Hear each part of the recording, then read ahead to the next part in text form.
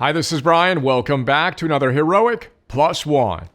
In the last couple Plus Ones, we've been talking about Randy Pausch's powerful last lecture. Today, I want to talk about the last letter I wrote to my brother. Quick context, as we discussed, Randy Pausch was diagnosed with late-stage pancreatic cancer, so was my brother. After doing everything I could to support my brother and his family after a 2-year battle, we knew he only had weeks, then days to live.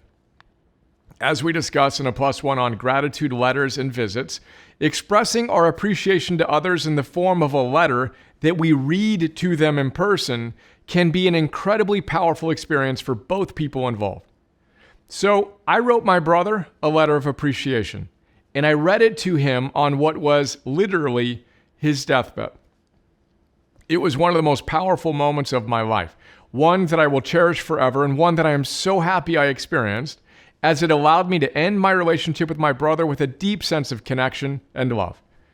I would like to share that letter with you today as a tribute to my brother, and I hope as an inspiration for you to consider doing something similar if there is someone in your life who you think would appreciate hearing how much you appreciate them.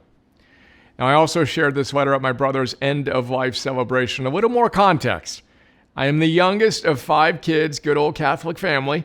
My mom got married to my dad at 17 and had my brother when she was 18. Then she had 3 girls. Then after waiting 13 years, my brother finally had a little brother, me. The title of my letter to my brother was, "Love You, Brother Rick." My dear brother Rick, I want you to know how much I appreciate you. Thank you for supporting me for the last 45 years. I know you waited a long time to have a little brother, and I want you to know, and he and I are sitting there. I'm laid up next to him in his bed. Alexander's sitting there right next to me, holding my hand. Sweetest moment. We're laughing as we go through this thing. I said to him, I want you to know that I think you've been a great big brother. I was reading a book on gratitude the other day. You know me. And they talked about the power of writing a letter of gratitude to someone who has supported you and made your life better. I immediately thought of you before anybody else.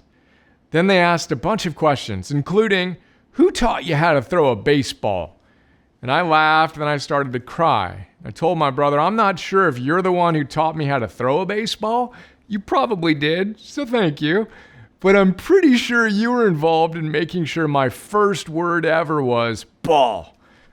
Now, all that happened not too long before I got the chance to help you with your newspaper route. Check us out in that picture. As I thought about you and baseball and sports and reflected on their question, the image that came to mind was you helping me practice free throws before I entered a free throw contest when I was in 8th grade. I don't know if you remember, but I must have been 12 or so, which means you must have been around 25. If I'm remembering correctly, we cruised on over to the local park. Did we walk or drive in your sweet blue Celica, which I had probably just waxed? And you rebounded countless shots and delivered bullet passes to me so I didn't have to move an inch as I took shot after shot after shot. And as I reflected on that memory, I thought to myself, what 25-year-old guy does that for his little brother? Especially seeing that you lived an hour and a half away at the time. A good man is who does that. That's who. And by the way, Brother Rick, we crushed that free throw competition, tying for first place with something like 22 or 23 out of 25 free throws made. Go us. Then I thought of you coaching my Little League baseball teams, Coach Rick, before he was the Coach Rick. My brother Rick was a coach for his kids. He was kind of known in town as Coach Rick. Now, I can still see you down there on the third baseline cheering me on as I made my strike zone invisible. I was tiny, always the smallest kid on the team, and I tried to rip one down the line in your direction. I'm not sure if I managed to do much more than walk or bunt, then steal second base, but that wasn't because you weren't there to bring out my best.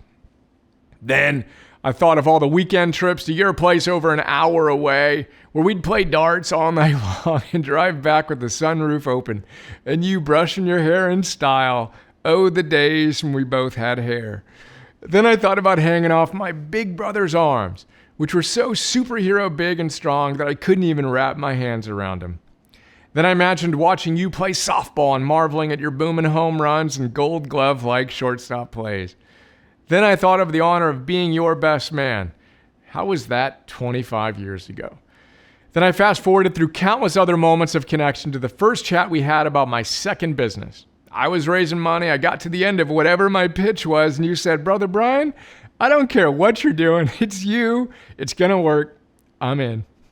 That was one of the most touching moments of my life, to feel 100% unconditionally supported and to know how much you believed in me. All that to say, I love you. I appreciate you. I want you to know that I wouldn't be who I am today without you and your support. Thank you, brother.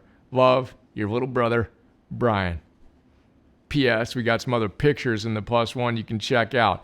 That is my last letter to my brother, and that is a tribute to him and hopefully an inspiration to you to create a deep, deep connection with someone you love, not someday, today.